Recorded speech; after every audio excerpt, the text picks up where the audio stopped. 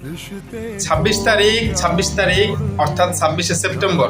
তো যারা হ্যামস্টার কম্ব্যাটে কাজ করেছে তারা 26 তারিখে পেমেন্ট পাওয়ার আশায় আছে। হ্যাঁ, মানে পরিশ্রম করেছে, তারা পেমেন্ট পাওয়ার আশায় আছে। অর্থাৎ কারো এক্সপেকটেশন বেশি, কারো কম, কিন্তু যারা ইউজার আছি আমরা এখানে ম্যাক্সিমামই আমাদের কোনো ইনভেস্ট নাই। হ্যাঁ, তো এইখানে আমাদের লসের কোনো প্রশ্নই আসে না। তো একটা জিনিস কি, যে যদি আমরা আমাদের আশানুরূপ না পাই, হয়তো কি একটু নিরাশ হইতে পারি। হ্যাঁ, এতটুকুই, দ্যাটস ইট, আর তো কিছু না। আমার কথা হচ্ছে যে আমাদেরটা আমাদের ভিতরে থাকে। হ্যাঁ, লাভ হোক লস হোক এটা তো আমাদের, কিন্তু আপনি তো ভাই কোনো হ্যামস্টারে কোনো কাজ বাজ করেন নাই, আপনি তো 26 তারিখ নিয়ে কোনো আশা ভরসা নাই, বা আপনার এতে কোনো লাভ লসও নাই।